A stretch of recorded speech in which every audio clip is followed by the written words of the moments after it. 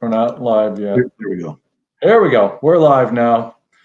Little glitch in the start. You missed our little startup thing, our little graphic that we start with. I'm Jason Muker with Matt Webb here for our next episode of at HC Highlanders Live.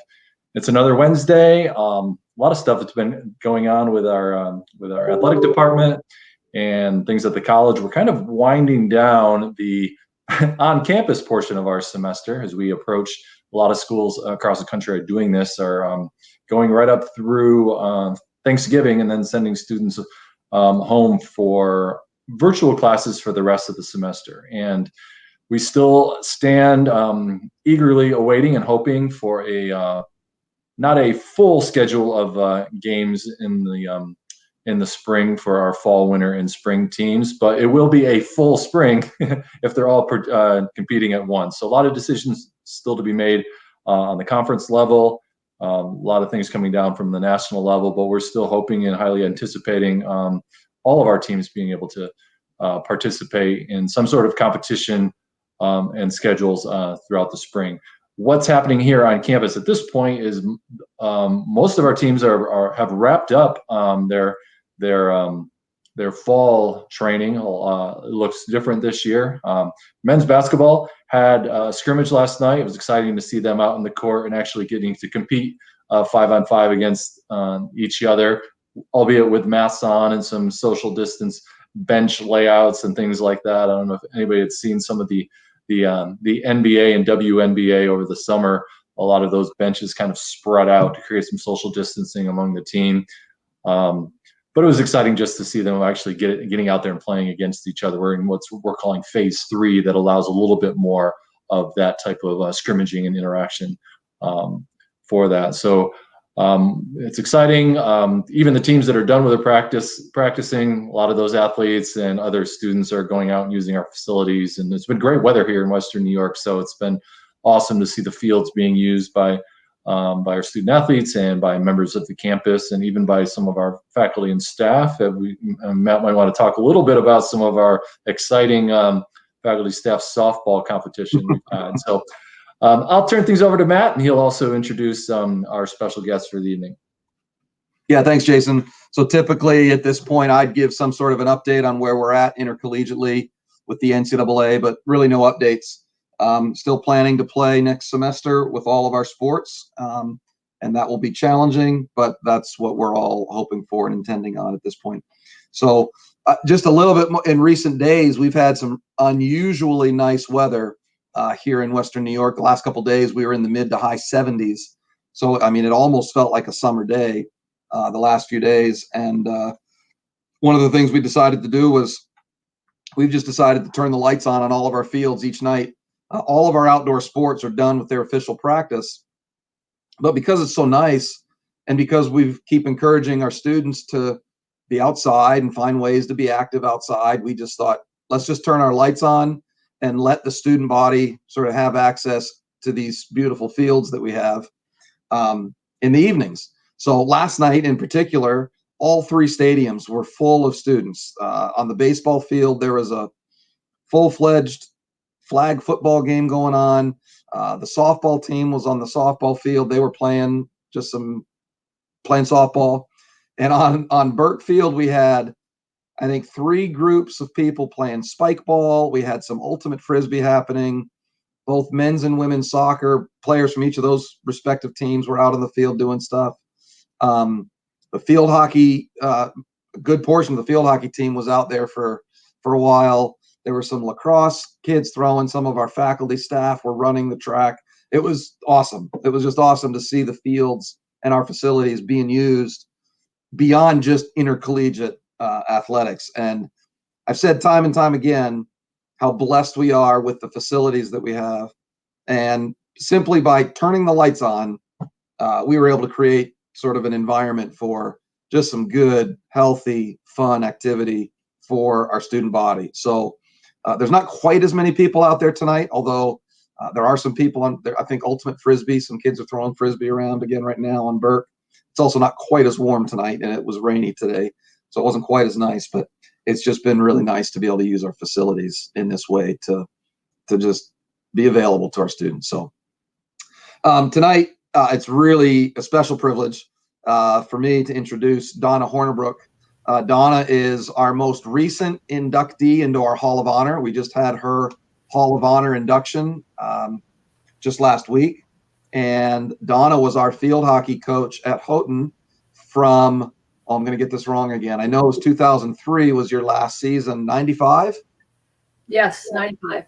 95 to 2003. And Donna had accumulated just really a stellar record here at Houghton. Now, these were in the days when we were in the NAIA, and the NAIA as an affiliation didn't actually sponsor field hockey. So we were one of, I don't remember, Don, I think it was a handful of schools across the country in the NAI that actually had field hockey. So most of who we competed against were teams in our local region, Division III, Division II schools. I don't know, did you ever play Division I school maybe at one point? I don't know if you ever did. No, it was primarily 2 and 3. Yeah. But purely NCAA. We played a purely NCAA schedule. We didn't play any of the other NAIA schools. Yeah, because they weren't in our region. Yeah. So it was always sort of a testament to how well we did in the fact that, you know, you were recruiting players to come play here knowing that they didn't have any postseason opportunity. There's no postseason. There's no individual awards to get because the NAI didn't sponsor that stuff. So all of those athletes that played for you were playing for Houghton and for each other. And we had some great teams and some great young people came through. And actually that was evidenced at your induction ceremony last week when a number of your former players were able to join in and basically speak and tell you how much you'd impacted them, you know, during their time at Houghton and how you've impacted that. Some of them are coaching now and how playing for you has impacted how they coach. And it's as we were talking just a little bit before getting on here, that's sort of, you know, you sort of wonder in a position of influence as coaches are, what influence have we actually had?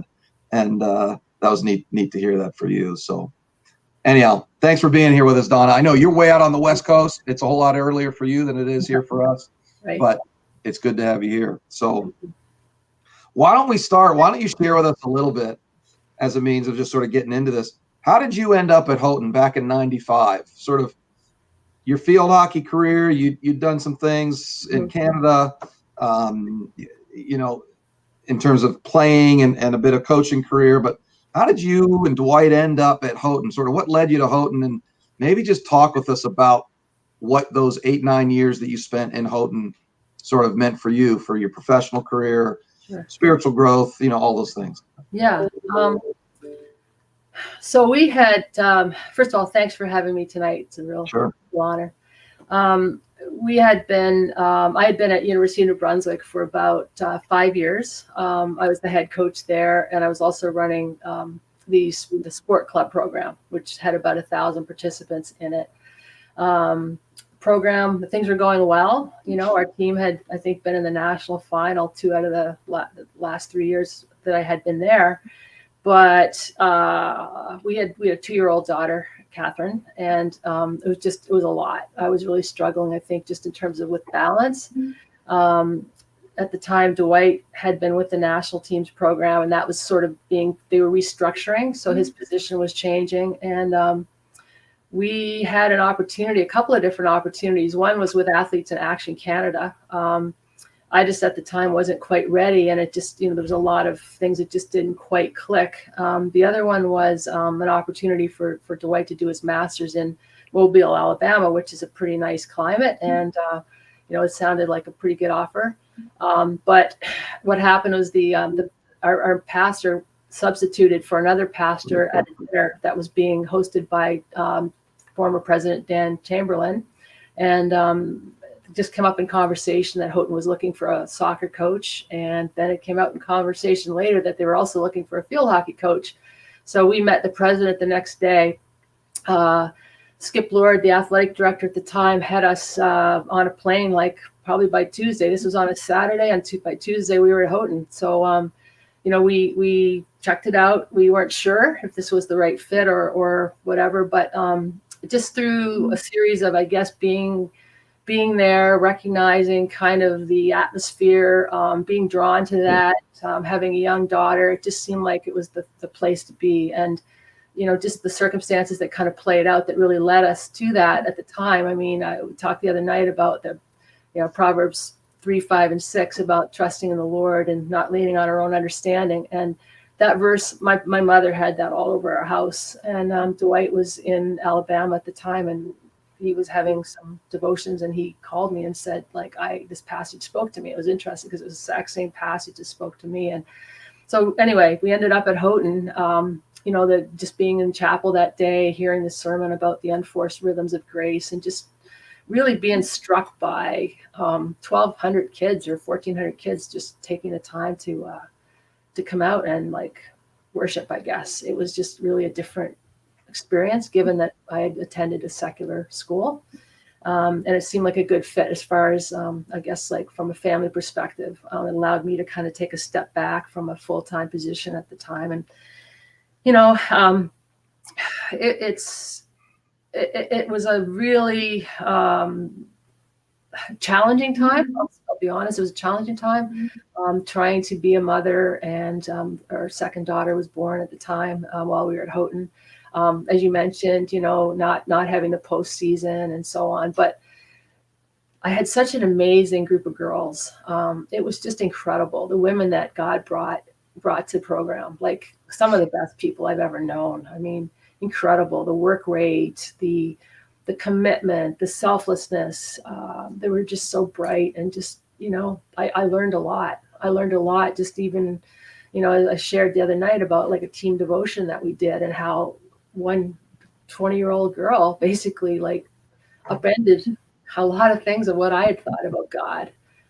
It just hit me, she was the message. He was the messenger that day, I guess. Like, and it's been a process because God's still continuing to work in my life. But, just some special memories. And those girls, man, they had the best sense of humor. Like I told some stories the other day of things that had happened. Like I just had so much fun coaching them. And, I think the biggest challenge and the biggest probably satisfaction was the fact we didn't have a postseason.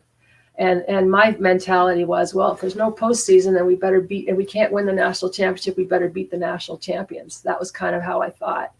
And I felt like, hey, if we're going to have a team, we're going to have a program, then we're going to be good. And the girls had the same mentality. So it was just a lot of fun. It was almost like, we're going to do this regardless of the challenges. And it just kind of was I love challenge. And that just seemed to be an extra big challenge. So that was fun to have that experience. Yeah, that's great. Well, and our daughters, I mean, we'd only been in Houghton a few years before you and Dwight came, and I was working with the women's team when you guys came, and eventually Dwight pried me away to work for the men's team. I moved into the men's team. But our daughters sort of grew up together, Catherine and my two girls, Emma and Esther, and it was a fun time when you guys were in Houghton. So after Houghton, Donna, you were here for 9 years. Mm-hmm.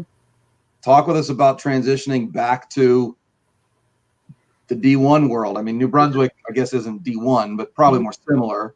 Talk us. You went to Cornell, and yeah, what was that like? Wow, night and day. Yeah. It was a challenge. It was definitely a transition. Big decision about whether to do it or not. But again, it was just one of those things where I think we had a really, Houghton was a very meaningful time. There's no doubt about it. But just through a bunch of circumstances, it just seemed like the door was opening for me to go to Cornell.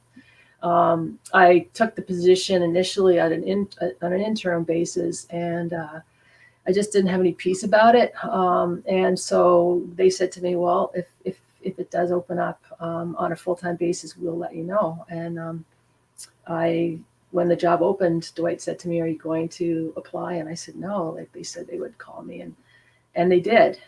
So obviously I had to go through a process there, because that's kind of how it works. You don't just get a job. You have to go through a process. But it just seemed like things just were moving in that direction. And that was another challenge for sure. When I took the program over, they had not had back-to-back winning seasons in the Ivy League in the history of the program. I mean, I don't know how many years that was, 30, 40 years. And intimidated by that a little bit. That definitely was something that was like, wow, okay, yeah, this is definitely, but I really felt that the administration stepped up, and I got, particularly in those early days when I was just trying to sort of, I guess, make some inroads.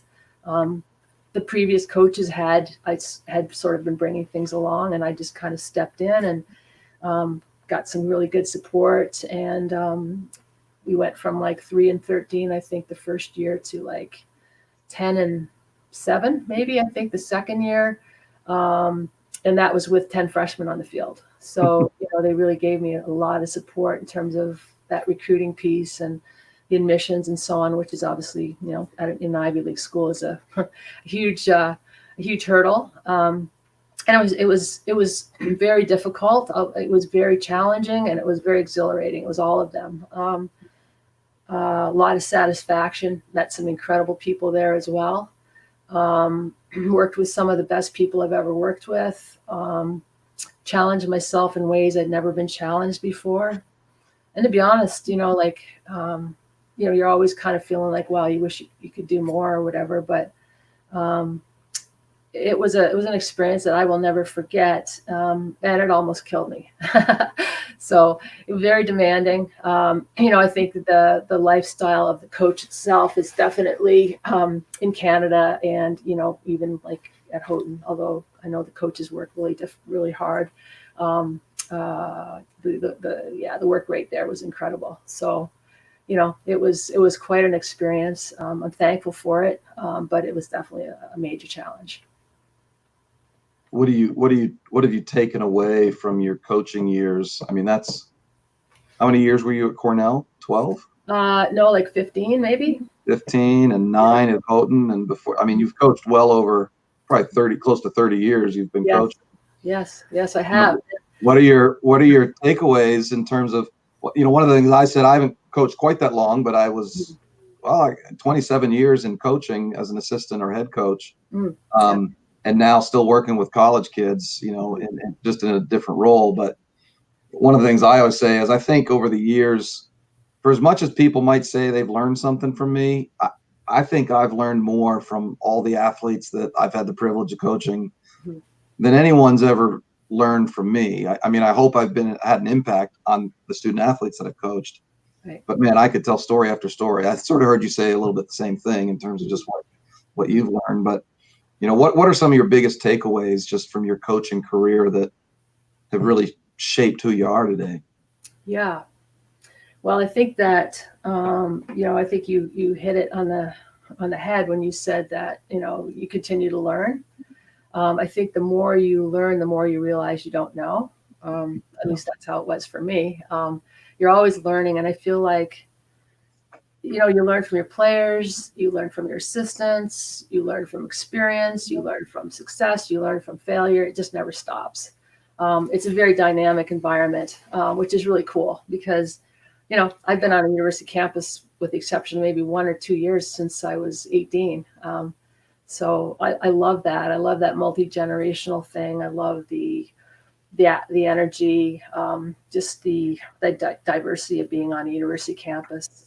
It's just really, really awesome. So that's been a real blessing for me. I learned that probably that if you don't take care of yourself, that you can't take care of other people. Like leadership is my heart, my passion right now is for leaders, because having been one, I recognize the demands that are put on them. You put a lot of demands yourself, but I think that you also have external demands, and it's balancing that. And there's not a lot of safe places to be able to share. It's the difference. I heard it said being an assistant coach and a head coach is the difference between making a decision and a suggestion. You're always constantly having to make decisions, and to have some safe places to be able to make those decisions, to have some people to, kind of really help support you is really an important thing. So one of my takeaways is I hope as I go into the next phase of my life is that maybe I can support some leaders in some ways, because I think that that's kind of where my heart is right now. And I don't think I did the best job that I could have done in terms of taking care of myself, because I think that I really sacrificed myself in terms of feeling like, I have to do this. Somebody, taking that responsibility. I always sort of never wanted to ask somebody to do something that I wouldn't do myself.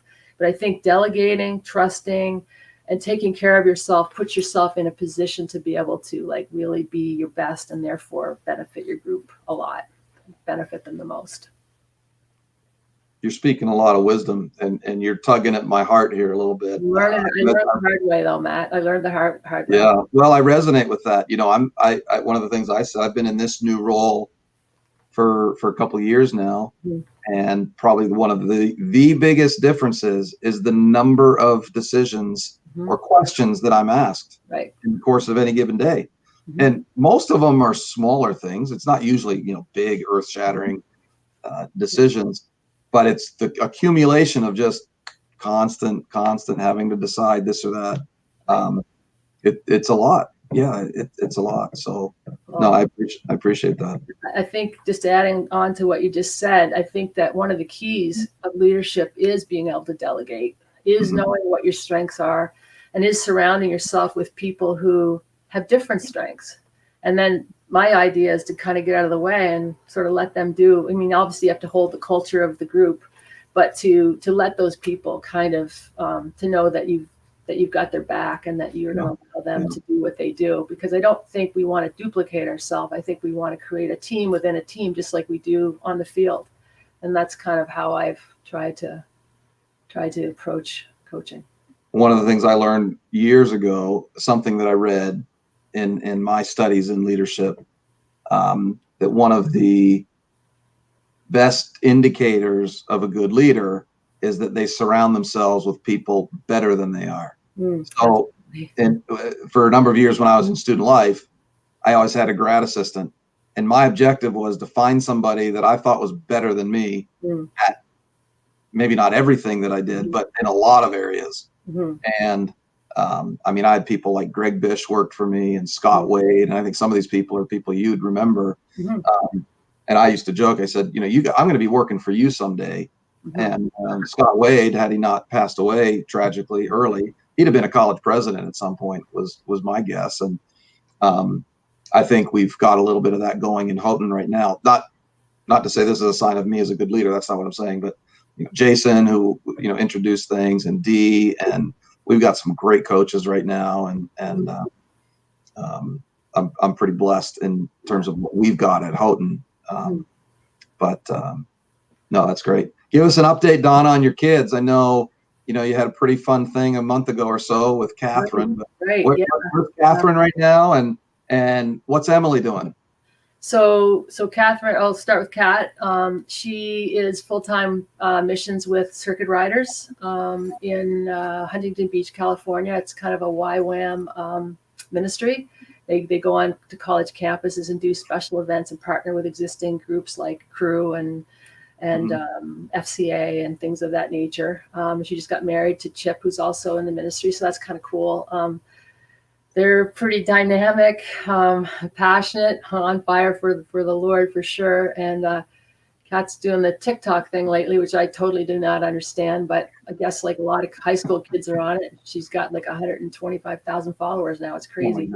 She's got I told Catherine, I joked with her. I said, Kat, you never got our approval for Chip. We still need to approve of Chip. Not that that really means anything, but so we're actually trying to set up a Zoom call where Betsy and I can sit down and visit Chip and Catherine, because we've decided to support them in their ministry, and we want to get to know Chip. So hopefully he'll make his way back east at some point and can see Houghton, but we'll meet him on Zoom here before. Oh, there we go. We're back. We lost you there for a minute. Are we back? We're good. We didn't lose you, so I think our listeners heard what I was saying. All that to say, Betsy and I are looking forward to meeting Chip. We're scheduling a Zoom meeting with Catherine. Oh, that's so awesome. Well, you'll love him. He's great. He is really great. The wedding was amazing. I had to quarantine for 2 weeks, which was like not fun, but it was worth it. Wouldn't have missed it. Emily's in Fredericton right now, living with her cousin, and she is really happy that she is She's going to be graduating. She had a tremendous experience at Houghton, but this whole, obviously everybody's struggling with all the changes and so on with COVID. But she's finishing up her last semester. She's actually doing it online and getting a chance to kind of connect with their grandmothers in Fredericton, which is great. And so I think she's a going concern. She's really sharp, very smart, articulate. I'm really proud of both of them. And I think Houghton's had a tremendous impact on both of them. So they both love the Lord, and they're great. I love them. They're awesome. It was fun seeing Emily sort of take to track and field the last couple of years, and I would see her regularly as I was leaving work. She'd be on the track working out, and just gave an opportunity to say hi as I was sort of leaving the office. But it was a lot of fun. And so, what are you doing now, Donna? I know you're out west. Tell us a little bit about where you're at and what you're doing. Yeah, I'm in the greenhouse of life right now.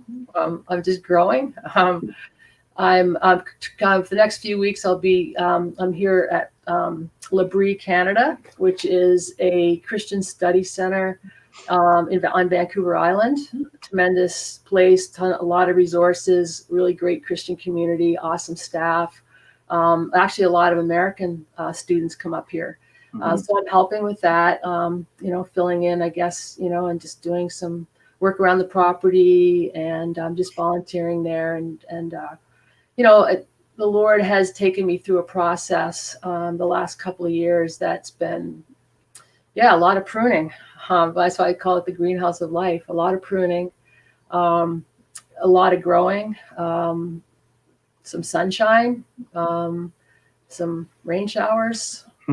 Sometimes a few windstorms, and I'm just really just working through that, and just thankful to be here. It's been tremendous, really, for me to have the experience and to work with these guys, and to be able to contribute in some way has been awesome. I don't know. I'm not really sure. Really, I think after I was done at Cornell, there was first of all, I had some concussions, which really caused me to ultimately have to step down. Difficult. Wasn't thinking about that or wasn't prepared for that. Still have some things I have to manage and deal with as a result of that are just there. But I think that the Lord has a plan for that, and He's just been working on my heart. And like I said, I'm not sure where it's going to lead, but my passion is twofold. One is to see people that have walked, that have been believers, but maybe aren't walking and experiencing everything that God has for us. I really feel like sometimes we just don't walk in the power and the authority that God calls us to, that abundant life. And I've definitely been one of them, because I think that I've had that sort of head knowledge of God, but I really, the heart knowledge is where God's been really grabbing me the last 2 years. And it's just totally changed my life. I am not the same person that I was when I left Cornell. So from that perspective, I'm really thankful. Where that's going to lead, I don't know. But I do know that my passion is for leaders, because I've seen how much toll that can take. It's taken a toll on some people close to me. It's taken a toll on myself. And it's a joy to be a leader. But I hope and pray that maybe I'll have an opportunity in some way, somewhere, to perhaps contribute in that capacity, because I really think there's got to be a safe place for leaders. There's got to be people building and edifying. And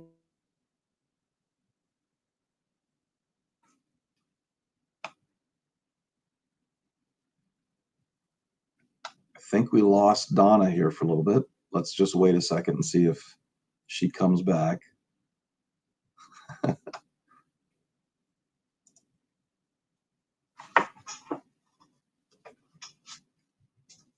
Looks like she's coming back.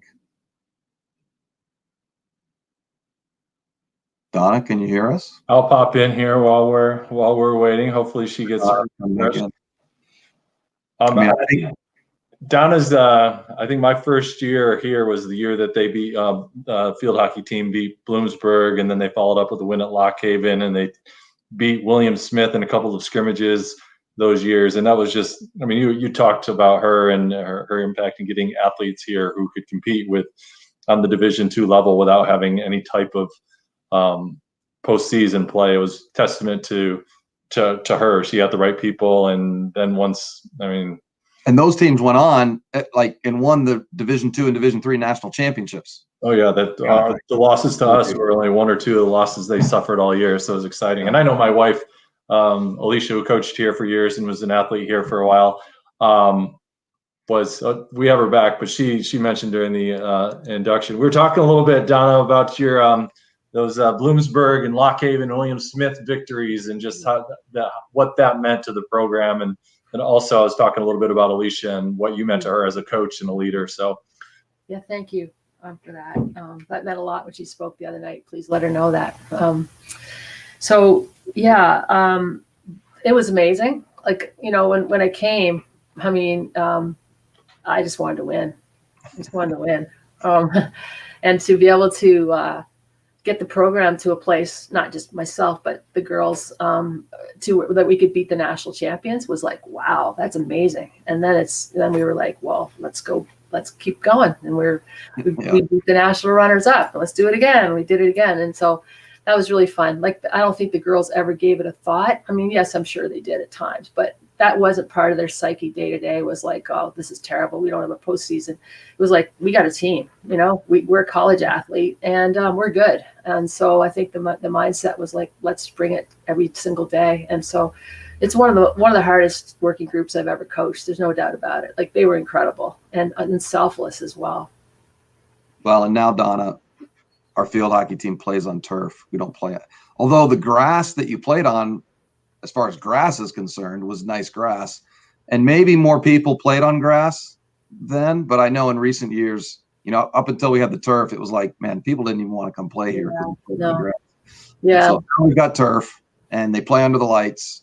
And I joke with Hannah, our current coach. You know, we used to joke about, what's the field? Is it the soccer field or is it the field hockey field? And right. She'd always give me grief when I called it the soccer field. But we know what is the field hockey field. I mean, I don't think there's any doubt about that.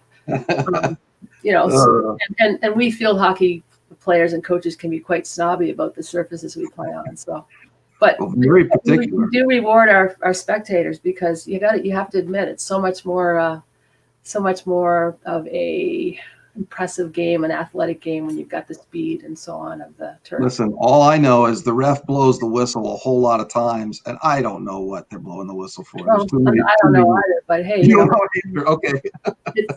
But no, seriously, like, the new rules are phenomenal. I mean, I absolutely love the new rules. I would have loved to play with those rules as an athlete, particularly the self-start rule, where if you get fouled, you can take the ball and go yourself. I mean, what other game lets you do that?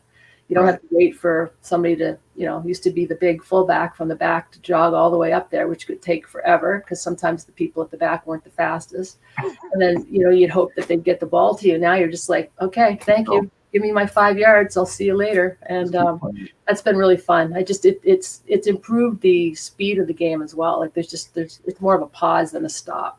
Yeah. So it's a lot of fun. Well, Donna, we need to wrap up. I don't even know how many people are listening right now, but we do need to wrap up. But it's really good to see you. And like I said the other night, Betsy and I are looking forward to catching up, you know, at some point. I know Betsy's dying to talk to you again. Yeah. And I'm glad to know you're doing well out there, and appreciate you coming on tonight. I'll give her my best, and thanks for having me. And also, I just want to say once again, I was really touched by you know, being inducted and being honored in that way. So thank you for that. Yeah, you're welcome. Thanks for your friendship. You as well, Jason. Yeah. Yeah. Take care. God bless. Thanks, Donna. Yeah. Thanks.